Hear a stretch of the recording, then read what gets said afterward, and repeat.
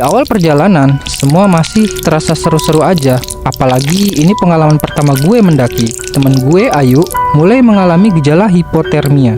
Di pos 2 ini, kita mulai ngerasain hal janggal. Di setiap 5 langkah sekali, ada taburan beras kuning di tanah. Si Jo tiba-tiba banget jatuh di tanah, guys.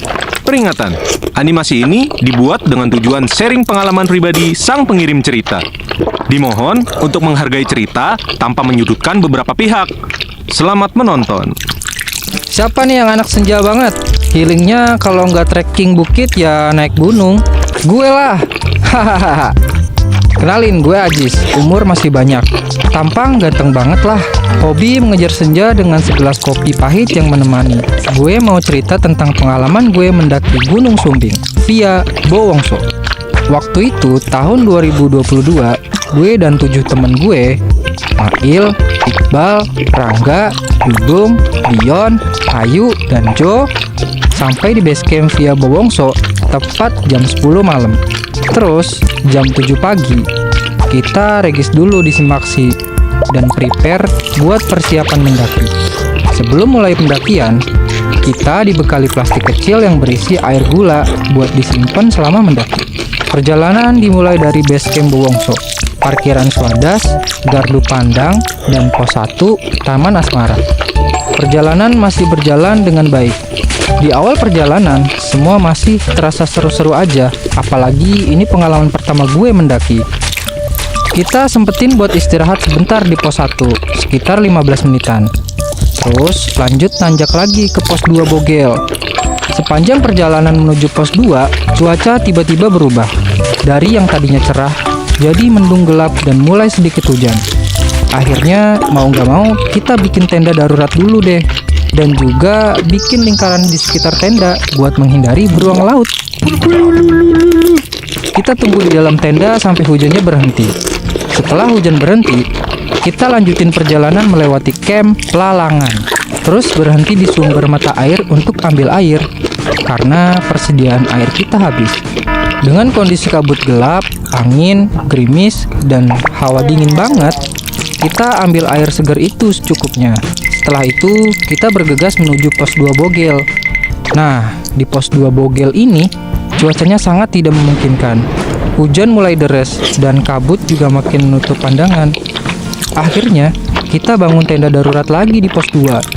Kita bangun 3 tenda. Di 2 tenda berisi 3 orang, 1 tenda yang lain berisi 2 orang. Nah, di pos 2 ini, temen gue, Ayu, mulai mengalami gejala hipotermia. Ya wajar sih orang hujan angin kenceng kayak gini. Gimana gak mau gigil coba? Gue dan teman-teman gue yang laki-laki aja menggigil parah. Kita langsung selimutin aja pakai aluminium foil, sembari oper-operan warm pack yang emang udah kita bawa dari awal. Kita akhirnya memutuskan untuk bermalam di pos 2. Nggak lama dari kita yang udah mulai sayup-sayup ngantuk karena lelah dan kedinginan juga, kita dengar ada satu rombongan yang tiba juga di pos 2 ini. Mereka buat tenda di sebelah tenda kami. Di pos 2 ini, kita mulai ngerasain hal janggal, dimana tenda di sebelah kedengeran rame banget.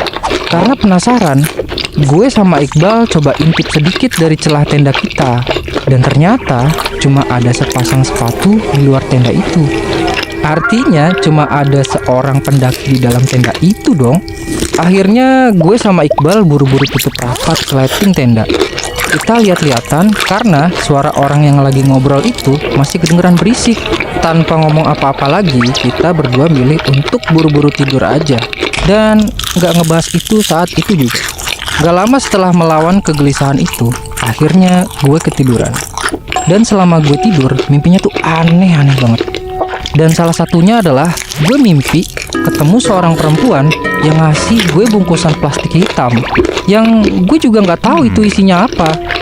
Dan ternyata kejadian itu bukan cuma gue yang ngalamin, tapi teman-teman gue yang lain juga ngalamin.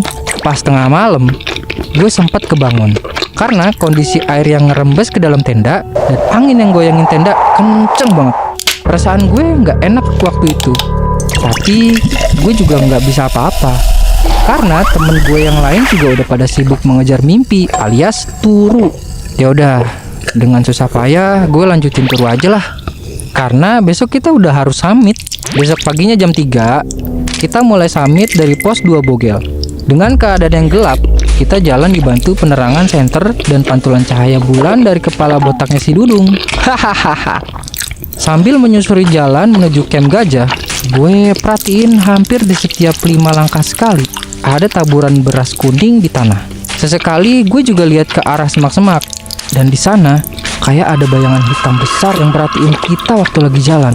Tapi gue berusaha diem dan pura-pura nggak lihat aja. Sepanjang jalan itu kita semua hening. Ngobrol juga cuma sedikit-sedikit aja. Ada yang sibuk baca doa, ada yang sibuk nahan ngantuk, dan lain hal sebagainya. Sampai tiba-tiba salah satu teman kami yang namanya Joe mulai bersikap aneh, dimana dia jadi kayak anak kecil gitu yang ketawa-ketawa lirih. Dan dia ambil beras kuning di jalan itu, terus dia makan. Ya kita kaget dong, kenapa nggak pakai lauk? Kita berhenti dan nge-freeze sebentar. Setelah semuanya sadar, baru kita cegah Joe supaya nggak makan beras itu dengan narik tangannya. Kita kasih dia minum yang banyak, sembari kita pijit-pijit tangannya dan berdoa. Kita nggak ada yang tahu gimana caranya ngadepin kayak beginian. Jadi yang bisa kita lakuin cuma ngedoain sebisanya, sembari dielus-elus dan dipijit telapak tangannya. Terus kita bacain doa di air minum yang kita kasih ke Joe. Berangsur-angsur keadaan mulai kembali seperti biasa. Joe mulai kembali normal, dan kita bisa lanjut perjalanan lagi ke camp gajah. Kita sampai di sana sekitar pukul 4.40 dengan keadaan yang mulai pagi. Kita istirahat lumayan lama di sana. Pada saat itu ternyata si Joe ini lagi haid, dan di sana ada larangan untuk yang lagi haid nggak bisa naik sampai puncak. Jadi batas Joe naik cuma boleh sampai camp gajah aja. Terus kita nawarin Joe buat turun ke base camp, karena dari pihak base camp juga ngelarang Joe untuk naik sampai puncak. Tapi karena Joe ini kekeh pengen tetap daki sampai puncak dan nggak mau turun ke base camp, akhirnya kita maksain lah buat lanjut daki lagi. Kita lewatin tanjakan PHP dengan susah payah dan luar biasa lelah. Sampai akhirnya kita sampai di pos 3 Zoro.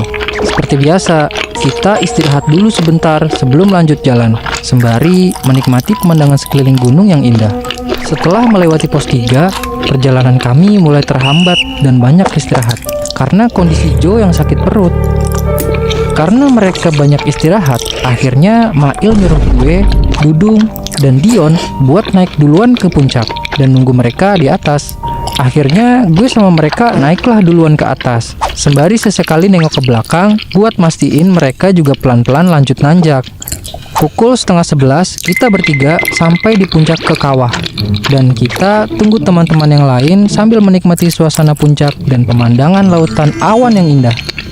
Setelah kurang lebih menunggu 1 jam, sampailah mereka di puncak dengan kondisi Joe yang berjalan sambil mengeluh kalau kakinya berat, seolah ada yang ngerangkul kakinya.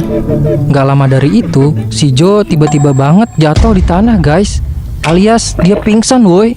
Akhirnya kita baringin dia dan berusaha buat bangunin si Joe gimana pun caranya. Tapi dia nggak bangun-bangun. Tiba-tiba kabut gelap menyelimuti wilayah puncak dan sepi banget di atas. Nggak ada pendaki lain yang kelihatan batang hidungnya. Terus Joe tiba-tiba bangun dan dia ketawa dengan suara anak kecil dan teriak nggak jelas gitu. Wah, ini sih udah jelas kesurupan. Paniklah kita. Mail coba teriak-teriak minta tolong ke siapapun yang ada di sana, tapi nggak ada sautan. Akhirnya Mail manjat ke batu yang menuju puncak Raja Wali dan ketemu satu rombongan yang bisa dimintain tolong. Tapi rombongan itu cuma bilang, azanin aja bro. Mail pun balik ke tempat kita dan azanin Joe. Joe berontak keras dan kita susah payah buat pegangin badannya biar nggak berontak. Kita juga baca-bacain setiap doa yang kita tahu. Tapi dia malah makin berontak dan teriak-teriak. Selama Joe kesurupan, keadaan puncak ketutup kabut dan kayak nggak ada orang sama sekali anjir selain kita. Rasanya kayak semesta yang beda. Gak mau nyerah, kita coba lagi azanin Joe. Mail azan bener-bener di telinganya Joe dan kita berdoa terus nggak berhenti. Sampai akhirnya Joe mulai sadar. Gak lama setelah Joe sadar, seorang perempuan datang sendirian. Dia pakai baju merah dan pakai kalung tasbih nyamperin kita. Terus dia ngasih bungkusan nasi buat dimakan Joe. Di pertengahan perbincangan kita sama si mbak ini, tiba-tiba dia bilang, sebenarnya saya udah lihat teman kamu ini dari kejauhan kalau dia diikutin sama anak kecil. Kita kaget dong, mana lauknya? Jangan-jangan gara-gara nggak ada lauknya. Si Joe kesurupan. Jangan-jangan gara-gara itu kali ya si Joe kesurupan. Sembari ngobrol, diam-diam gue liatin si mbak ini.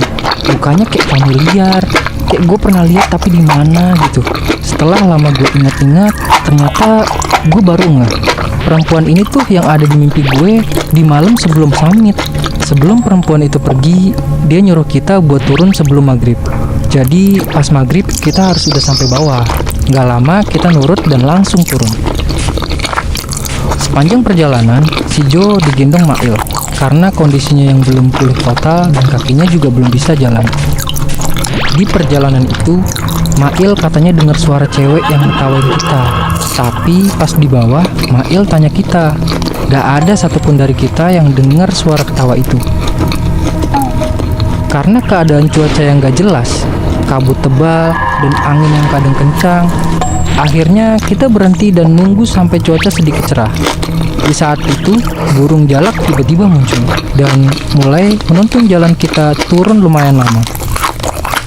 Nah, karena udah mulai sore, akhirnya Mail nyuruh gue, Dudung, dan Dion buat turun sampai tenda duluan di pos 2 Bogel buat beresin barang dan nyiapin makanan. Nah, ini ada lagi nih kejanggalannya. Pas gue sampai di pos 2, kita susah banget buat nemuin tenda kita. Mana cuacanya makin gak enak. Dengan keadaan gerimis, kita bertiga nyari-nyari tenda itu dan berpencar beberapa menit. Gue pun kepisah dari Dudung dan Dion. Sesekali gue lihat belakang, karena ngerasa kayak ada yang ngikutin kita di sela perjalanan turun gunung. Gue juga nemu taburan beras kuning lagi, persis kayak pas kita mau summit. Gue merasa itu kayaknya petunjuk. Akhirnya gue ikutin lah jejak beras itu. Dan ternyata bener, beras itu ngebawa kita ketemu lagi sama Dion dan Dudung. Kita berhenti sejenak dan ngeliat ke arah depan. Langsung kelihatan dong tenda kita. Gak lama kita sampai tenda, hujan deras pun turun. Selama hujan itu, kita kepikiran terus. Teman-teman yang lain dapat tempat neduh gak ya? Mereka kebasahan gak ya? Tapi alhamdulillah katanya mereka berhasil neduh di tenda pendaki yang ada di sana. Singkat cerita, hujan reda dan sampailah mereka di tenda jam 7 malam. Karena mereka kemalaman sampainya, ditambah keadaan Joe yang masih belum bisa jalan sendiri, kasihan juga Mail dan teman-teman lain yang harus gantian gendong. Akhirnya, kita mutusin buat nginep malam itu. Alhamdulillah, malam itu aman, tentram, dan gak ada gangguan apapun. Dan besokannya jam 10 pagi, kita siap-siap turun. Sampai di base camp saat itu sudah sore, dan kami menginap lagi di base camp untuk istirahat. Malam itu kita berbincang dengan pendaki lain. Ternyata desas-desus yang beredar, beberapa hari yang lalu ada orang yang meninggal di sana. Ciri-cirinya sama persis kayak perempuan yang ngasih kita makanan di puncak dan orang yang datang ke mimpi kita sebelum summit. Pesan gue, besok-besok kalau lu mau naik gunung, jaga-jaga buat yang hike. Kalau udah dibilangin jangan tuh jangan. Gak usah keras kepala dan pengen ngikutin maunya sendiri. Jangan lupa juga berdoa sebelum mulai pendakian. Saling jaga dan siapin mental dan fisik juga biar nggak tumbang di jalan. Semoga teman-teman yang suka naik gunung perjalanannya aman-aman aja ya. Amin. Segitu aja cerita dari gue. Semoga kalian suka dengan ceritanya. See you.